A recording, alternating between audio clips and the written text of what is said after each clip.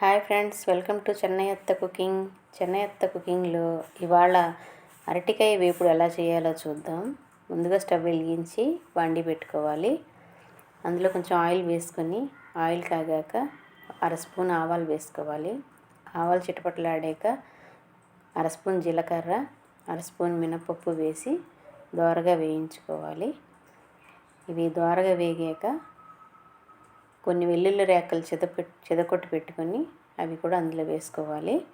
వెల్లుల్లి రేకలు చెదకొట్టకుండా వేస్తే ముఖం మీద పేలే అవకాశం ఉంటుంది. ఇవి వేగిపోయాక కొంచెం కరివేపాకు వేసుకోవాలి. కరివేపాకు చిటపటలాడడం తగ్గాక కట్ చేసి పెట్టుకున్న 3 అరటికాయలు ముక్కలు అందులో వేసుకోవాలి. ఇప్పుడు నేను చూపిస్తున్న విధంగా కలుపుకుంటూ వేయించుకోవాలి.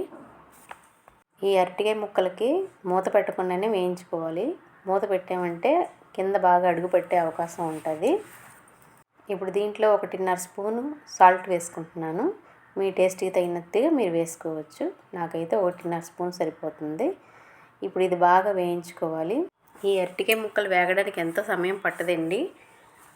ఇలా కలుపుతూ వేయించుకోవాలి. దీంట్లో అర స్పూన్ పసుపు వేసుకోవాలి. 2 స్పూన్ల కారం వేసుకుంటున్నాను. మీ టేస్ట్కి తగినంత కారం మీరు వేసుకోవచ్చు. ఎక్కువ తింటే ఎక్కువ, తక్కువ తింటే తక్కువ, తగ్గించుకొని పెంచుకొని వేసుకోండి. ఇప్పుడు ఈ ముక్కలన్నిటినీ ఇలా కలిపేసుకుని లో ఫ్లేమ్లోనే పెట్టుకొని మగ్గించుకోవాలి. ఇప్పుడు బాగా వేగిపోయాయండి. అరటికాయ వేపుడు రెడీ అయిపోయింది. ఇది రసం అన్నంలో కానీ సాంబార్ అన్నంలో కానీ చాలా టేస్టీగా ఉంటుంది. ఒకసారి ట్రై చేయండి. Thanks for watching.